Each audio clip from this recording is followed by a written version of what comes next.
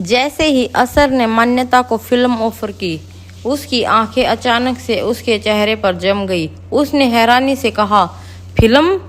असर ने अपनी गर्दन हिला दी और कहा, एक फिल्म है जो मुझे एक ऐसी लड़की के साथ करनी थी जो अब इस दुनिया में नहीं है, लेकिन तुम बहुत हद तक उससे जैसी दिखती हो। जैसे ही मैंने तुम्हें देखा, मुझे उस लड़की की याद आ गई। मुझे लगा कि मुझे वो फिल्म तुम्हारे साथ करनी चाहिए, क्योंकि तुम्हारे में से बिल्कुल उसे लड़की के जैसी वाइब्स आती हैं और तुम उस रोल के लिए परफेक्ट हो। अगर मैंने इस वक्त फैसला नहीं लिया तो फिर मेरे हाथ से निकल जाएगी। मान्यता का चेहरा एकदम सुर्ख गया। उसे याद आया कि असर ने उसे फिल्म ऑफर की थी, तो क्या उसने अभी तक उसकी शूटिंग शुरू नहीं की थी? जब से ये हादसा हुआ था, तब से उसने एंटरटेनमेंट न्यूज़ देखना बंद कर दिया था और पूरी तरह से उस दुनिया से अलग हो गई थी। लेकिन उसे नहीं पता था कि असर ने अभी तक उस मूवी पर काम शुरू नहीं किया था। इससे पहले कि वो कुछ जवाब देती, असर ने कहा, तुम सोचने के लिए वक्त ले सकती हो, मैं तुम्हें फोर्स नहीं करूँगा। मान्यता ने उसे देखा और फिर धीरे से अपनी गर्दन हिलाते हुए कहा, मुझे वक्त चाहिए। असर ने अपनी गर्दन हिलाई और मोबाइल निकालते हुए कहा, पहले तुम मुझे अपना नंबर दे दो ताकि मैं तुम्हें कांटेक्ट कर सकूं। मान्यता ने उसे अपना नंबर दे दिया। उसके बाद असर वहां से चला गया। मान्यता ने गहरी सांस ली और कहा, ये सब क्या हो रहा है मेरे साथ? मुझे कुछ भी समझ में नहीं आ रहा है। मुझे ऐसा लग रहा है कि मैं वहीं आकर खड़ी हो गई हूँ जहाँ से मैंने शुरू किया था। वो असर के साथ फिल्म नहीं करना चाहती थी, ये वो पूरी तरह से श्योर थी, लेकिन उसने इसलिए उसे मना नहीं किया क्योंकि वो जानती थी कि अगर वो मना करती तो ये बहुत अजीब बात होती। असर की हीरोइन बनने के लिए बड़ी बड़ी हस्तियां भी तैयार थी। कुछ देर बाद जब मान्यता आसमान की तरफ देख रही थी और अपनी जिंदगी के बारे में सोच रही थी, तभी उसका अचानक से फोन बजा। उसने देखा कि सिया का कॉल आ रहा था। शायद वो परेशान हो गई थी क्योंकि वो वहां नहीं थी। वहां से मेन बालकनी की तरफ आते हुए उसने जल्दी से फ़ोन उठाया और कहा, मैं आ रही हूँ, मैं बस वॉशरूम गई थी। सिया ने कहा, ठीक है, जल्दी आओ। फ़ोन रखते ही वो चलते हुए किसी से टकरा गई। संभलने को हुई तो उस आदमी ने उसे अपनी बाहों में खींच लिया। मर्दाना खुशबू जिसे वो अच्छी तरह से जानती थी, उसे पहचान कर मान्यता हैरान रह गई। लेकिन जब उसने सिद्धांत के चेहरे को देखा तो वो और भी ज़्यादा हैरान रह गई क्योंकि वो पूरी तरह से नशे में था। उसके पास से शराब और सिगरेट की मिली-जुली गंध आ रही थी, जिससे मान्यता को खांसी आ गई। सिद्धांत ने उसके चेहरे को देखा और अपने हाथों में लेते हुए कहा, मान्यता तुम आ गई। सिद्धांत भी उसी होटल में था, लेकिन वो प्राइवेट रूम में था। उसकी एक मीटिंग थी। मीटिंग के बाद उसने अपनी लिमिट तक शराब पी ली थी और अब वो अपने बुक किए कमरे में जा रहा था। वो एक प्रेसिडेंशियल स्वीट था जहां उसे आज रात को रुकना था, लेकिन उसे नहीं पता था कि यहाँ उसे वो लड़की मिलेगी। मान्यता ने हैरानी से सिद्धांत को देखा और खुद को उससे दूर करते हुए कहा, मैं मान्यता नहीं, माई हूँ। आपने बहुत ज़्यादा शराब पी है, इसलिए आप मुझे नहीं पहचान पा रहे हैं। सिद्धांत ने धीरे से उसके कान के पास आकर कहा, मुझे मेरे रूम तक छोड़ दो, मैं चल नहीं पा रहा हूँ। मान्यता ने हैरानी से उसे देखा और पूछा, आपके बॉडीगार्ड कहाँ हैं? सिद्धांत ने उसके चेहरे को दिलचस्पी से देखा और कहा, बॉडीगार्ड? तुम्हें कैसे पता कि मेरे साथ बॉडीगार्ड होते हैं? मान्यता का चेहरा डर से सफ़ेद हो गया, लेकिन उसने खुद को संभालते हुए कहा, पहले जब हम मिले थे तब आपके साथ बॉडीगार्ड थे, अब वो कहाँ हैं? सिद्धांत ने कहा, मैंने उन्हें भेज दिया है, यहाँ मुझे कोई खतरा नहीं है। मान्यता बोली, खतरा हो न हो, उन्हें आपके साथ होना चाहिए ताकि वो आपको आपके कमरे तक छोड़ सकें। सिद्धांत ने उसे कसकर पकड़ लिया और कहा, जब तुम हो तो मुझे किसी और की क्या ज़रूरत? तुम मुझे कमरे तक छोड़ दो। मान्यता को समझ में नहीं आ रहा था कि सिद्धांत को क्या हो गया है। क्या वो सच में इस बात से श्योर था कि वो मान्यता है? क्योंकि जितना वो सिद्धांत को जानती थी, वो कभी किसी औरत के साथ ऐसा बर्ताव नहीं करता। ये सिद्धांत का नेचर नहीं था। इससे पहले कि सिद्धांत उसके ऊपर हावी होता, मान्यता ने धीरे से कहा, ठीक है, मैं आपको आपके रूम तक छोड़ देती हूँ। सिद्धांत की पकड़ ढीली हो गई और उसने कहा, ठीक है। जैसे तैसे सिद्धांत को उसके कमरे तक ले जाकर मान्यता ने छोड़ दिया। उसे ऐसा लग रहा था कि सिद्धांत झूठ बोल रहा है कि वो ठीक से चल नहीं पा रहा है। वो बस उसे परेशान करने के लिए यह सब कर रहा था। उसने इतनी ज़्यादा नहीं पी थी कि उसे किसी की मदद की ज़रूरत हो, लेकिन मान्यता लाचार थी, कुछ नहीं कर सकती थी। उसे वहाँ छोड़कर कमरे से बाहर जाते वक्त जैसे ही वो दरवाजे तक पहुंची, सिद्धांत ने उसे पीछे से खींच लिया और दरवाज़ा बंद कर दिया। मान्यता इससे पहले कि कुछ समझ पाती, वो एक बार फिर सिद्धांत की बाहों में थी। सिद्धांत ने जैसे ही मान्यता को अंदर खींचा, उसके ऐसा करने से मान्यता गिरने लगी कि सिद्धांत ने उसे दीवार के सहारे कर दिया था। वो उसकी आंखों में देख रहा था। ये आंखें बिल्कुल अलग थी उन आंखों से जिसे वो देखना चाहता था, लेकिन उसकी खुशबू और यहाँ तक कि उसकी हरकतें सब कुछ उसकी तरह थी। यहाँ तक उसकी खुशबू भी। जब भी वो उसके आसपास होता था, उसके दिल की धड़कन बढ़ जाती थी। वो वैसा ही फील करता था जैसा वो उस लड़की के साथ करता था। वो अपने आप पर काबू नहीं कर पाता था। मान्यता बहुत ज़्यादा डर गई थी। उसे लगा था कि सिद्धांत को उसके मान्यता होने के बारे में पता लग गया था। अब वो उसके साथ कुछ ऐसा करेगा जो उसे बहुत ज़्यादा दर्द देगा। लेकिन बाहर अचानक से बिजली कड़की और मान्यता एकदम से सिकुड़ गई। उसने बाहर देखा तो तेज बारिश भी होने लगी थी। बारिश इतनी तेज थी कि खिड़की खुल गई। खिड़की से हल्की बारिश अंदर भी आ रही थी। मान्यता बारिश को देखकर एकदम से घबरा गई। उसकी सांस उखड़ने लगी और उसने धीरे से कहा, बारिश अंदर ही आ रही थी। सिद्धांत ने उसे हैरानी से देखा और फिर खिड़की से आई हुई बारिश को। उसकी नज़र उस पर जम गई। उसने धीरे से फिर मान्यता की तरफ देखा और कहा, तुम्हें बारिश से डर लगता है? प्लीज वो खिड़की बंद कर दो, प्लीज प्लीज मेरे लिए। तभी बिजली जोर से चमकी और उसकी आवाज़ इतनी तेज थी कि मान्यता ने अपनी आंखें, अपने कान बंद कर लिए। वो कांपते हुए बोली, प्लीज प्लीज बंद कर दो उसे, मुझे बहुत डर लग रहा है। मुझे बारिश और बिजली से बहुत ज़्यादा डर लगता है। उसे इस तरह से देखकर सिद्धांत की मुट्ठी कस गई। वो जल्दी से खिड़की के पास गया और उसने खिड़की बंद कर दी। लेकिन मान्यता से खिड़की तक का सफ़र उसके लिए बहुत मुश्किल था। उसे याद आया कि मान्यता को कभी भी बारिश से नफरत नहीं थी, बल्कि उसे तो बारिश बहुत पसंद थी। चाहे बिजली कितनी भी कड़कती हो, वो कभी भी बारिश से नहीं घबराती थी, बल्कि कड़कती हुई बिजली में भी वो बाहर निकल जाया करती थी और बारिश के साथ खेला करती थी। लेकिन ये लड़की, सिद्धांत ने फिर उसे देखा। वो वही अपने कान पकड़े खड़ी हुई थी। जब उसने देखा कि सिद्धांत ने खिड़की बंद कर दी है, तो उसने धीरे से अपने हाथ नीचे कर दिए। लेकिन जब बिजली दोबारा से कड़की, उसने अपने हाथ ऊपर कर दिए। भगवान, ये बारिश क्यों हो गई? मुझे बारिश से बहुत नफरत है। आई हेट बारिश। यह कहकर वो लगभग चिल्लाने लगी थी। सिद्धांत ने धीरे से कहा, तुम वो नहीं हो सकती। यह कहकर वो जल्दी से उसके पास गया और उसने उसकी बाजू पकड़कर उसे अपने कमरे से बाहर निकाल दिया और दरवाजे जोर से बंद कर दिया। मान्यता को समझ नहीं आया कि अभी अभी क्या हुआ था। ये आदमी पागल है क्या, जो अभी अभी उसने खुद उसे अंदर खींचा और अब उसे ऐसे बाहर निकाल दिया जैसे वो कोई गंदी चीज हो। लेकिन ये उसके लिए अच्छा था, कम से कम उसने उसे छोड़ तो दिया था। नहीं तो वो बहुत ज़्यादा घबरा गई थी कि कहीं ऐसा ना हो कि उसने पहचान लिया हो। लेकिन अब मामला ठीक लग रहा था। अचानक से उसके हाथ में पकड़ा हुआ फ़ोन फिर से बजने लगा।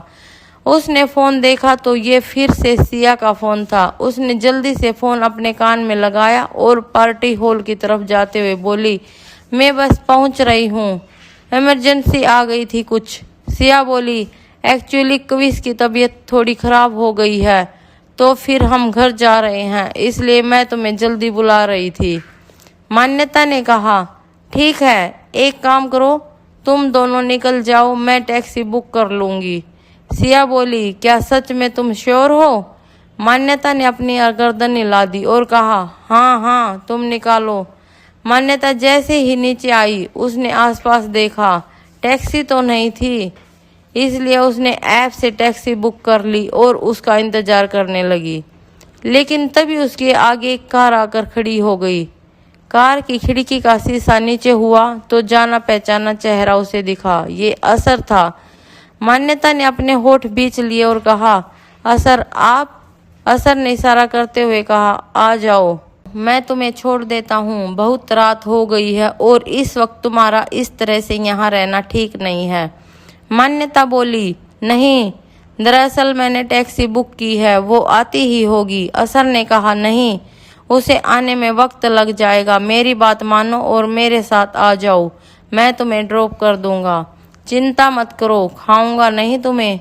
मान्यता ने भी आसपास देखा, वहां कुछ ड्रंक किए हुए लड़के खड़े थे और सड़क पर इस वक्त माहौल ठीक नहीं था। टैक्सी आने में पता नहीं कितना वक्त लगेगा, इसलिए उसने जल्दी से फैसला किया और वो असर के साथ ही निकल जाएगी। गाड़ी में बैठकर उसने सबसे पहले टैक्सी बुक की हुई टैक्सी को कैंसिल किया। असर ने उस साइड नज़रों से देखा तो उसे बिल्कुल वो मान्यता ही लगी। उसने एक गहरी सांस ली और मन ही मन कहा, असर संभल जा, वो मान्यता नहीं है, बस वो मान्यता जैसे दिखती है। वैसे भी बहुत लोग हैं जो एक जैसे दिखते हैं और वैसे भी उसकी आंखें मान्यता से अलग हैं, इसलिए वो मान्यता नहीं है। टैक्सी कैंसिल करने के बाद मान्यता ने असर की तरफ देखा और कहा, आपका शुक्रिया। असर ने उसकी तरफ देखा और अपनी गर्दन हिला दी और उससे पूछा, एड्रेस बताओ। मान्यता ने उसे अपना पूरा एड्रेस बताया। असर ने हैरानी से पूछा, क्या तुम मिस्टर वीरेंद्र सिंह चौहान की बेटी हो? मान्यता मुस्कुरा दी और बोली, जी, मेरा नाम माही चौहान है। असर ने अपनी गर्दन हिलाई और उसे याद आया कि कुछ महीने पहले वीरेंद्र सिंह चौहान की बेटी का पता लगा है। मतलब उससे पहले कि किसी को नहीं पता था कि उसके पास एक बेटी भी है। सबको पता था कि उसके पास एक बेटा है, लेकिन उन्होंने काफ़ी समय बाद ये रिवील किया कि उनकी एक बेटी भी है और निजी कारण की वजह से मैंने यह बात सबसे छुपा के रखी। असर ने मान्यता से पूछा, तो तुम उनकी छुपी हुई बेटी हो? मान्यता मुस्कुरा दी और बोली, हाँ, मैं वही हूँ। मान्यता को डर नहीं था कि असर उसे पहचान लेगा, क्योंकि वो पहले उसके ज़्यादा क्लोज नहीं थी।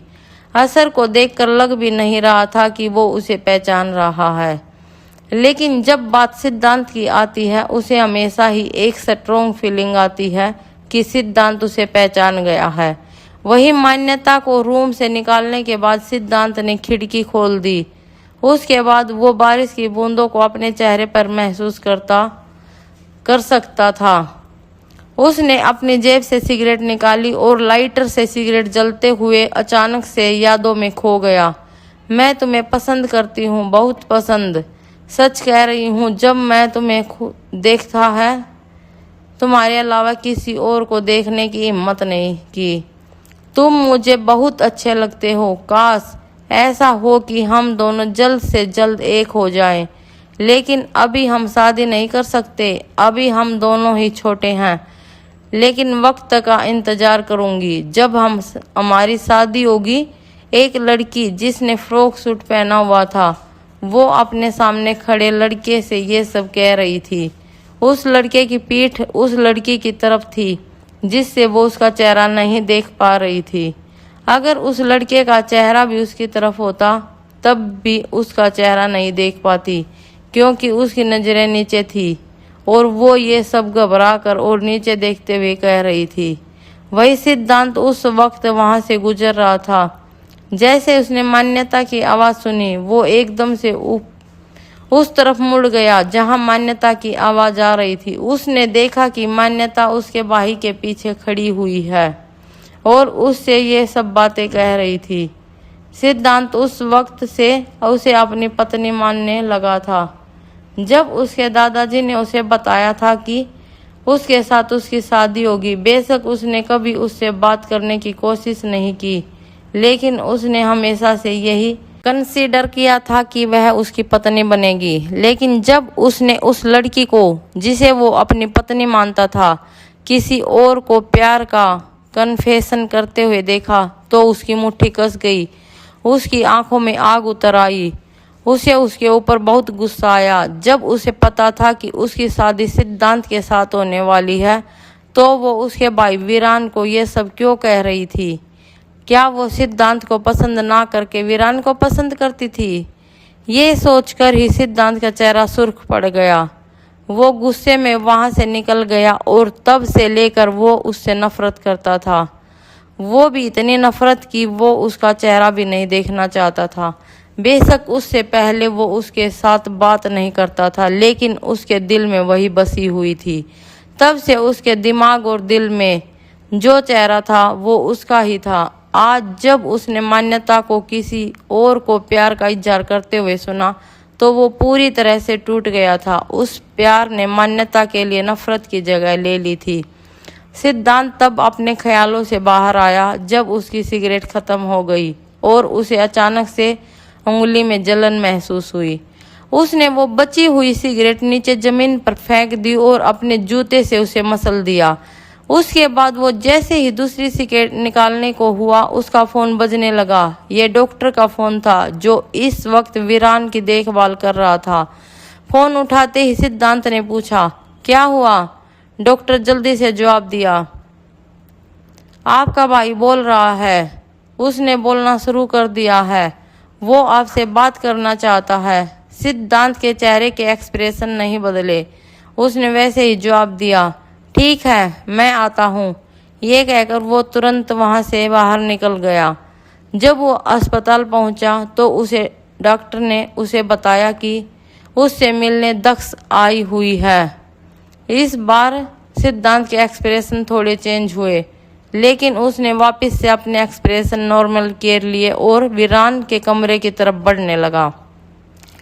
जैसे ही वो वीरान के कमरे के दरवाजे पर पहुंचा, उसकी टक्कर दक्षा से हो गई जो उसी वक्त वहां से बाहर निकल रही थी। दक्षा ने जैसे ही उसे देखा तो वो हड़बड़ी में इधर उधर अपना चेहरा घुमाने लगी। फिर उसने सिद्धांत को देखा और कहा, वो सिद्धांत मैं देख कर नहीं चल रही थी। ये कहकर वो जल्दी से वहां से चली गई। सिद्धांत ने उसके एक्सप्रेशन पर ज्यादा ध्यान नहीं दिया क्योंकि उसकी आदत नहीं थी औरतों को घूरने की। जब वो अंदर आया तो उसने देखा कि वीरान बेड पर लेटा हुआ ऊपर सीलिंग की तरफ देख रहा था। जैसे ही उसने दोबारा से किसी के आने की आहट सुनी, अपनी नजरें घुमाकर वहां खड़े सिद्धांत को देखा। सिद्धांत को देखकर उसके चेहरे पर मुस्कुराहट आ गई। उसने कहा, सिद्धांत। सिद्धांत ने उसकी बात का जवाब नहीं दिया, बल्कि उसने डॉक्टर की तरफ देखा और उससे पूछा, ये कब तक चलने फिरने लगेगा? डॉक्टर ने वीरान की तरफ देखा और कहा, अभी वक्त है, अभी तो उन्होंने बोलना ही शुरू किया है। धीरे धीरे हम इसे एक्सरसाइज करवाने की कोशिश करेंगे, उसके बाद इन्हें चलाने की भी कोशिश करेंगे। धीरे धीरे करके ये सब कुछ करने लगेंगे पहले जैसे। सिद्धांत ने डॉक्टर की बात सुनी और फिर वापस से वीरान की तरफ देखा। डॉक्टर को लगा कि उन्हें अकेला छोड़ना ठीक रहेगा, इसलिए डॉक्टर ने उनकी तरफ देखा और कहा, ठीक है, मैं बाहर जाता हूँ, आप दोनों बातें कीजिए। सिद्धांत वहीं चेयर पर बैठ गया। वीरान काफी हद तक सिद्धांत के जैसा दिखता था। वीरान उनमें से सबसे बड़ा भाई था, जबकि सिद्धांत उससे छोटा और सबसे छोटा आदि था। वीरान हमेशा से परिवार से अलग करता था। बचपन से ही उसकी ये आदत थी कि वो कभी भी परिवार के साथ रहना पसंद नहीं करता। यहाँ तक कि वो अपने नाम के पीछे राय ज़्यादा भी इस्तेमाल नहीं करता था। लेकिन कुछ सालों पहले ऐसा हुआ जिसकी किसी ने उम्मीद नहीं की थी। वीरान का एक बहुत बड़ा एक्सीडेंट हो गया था और उसके बाद वो कोमा में चला गया। जिसके बाद रायजादा परिवार को पता लगा कि उसकी गर्लफ्रेंड प्रेग्नेंट थी। वीरान ने सिद्धांत के चेहरे की तरफ देखा। वो वैसा ही था जैसे पहले था, कठोर और निर्दयी, जिससे किसी के ऊपर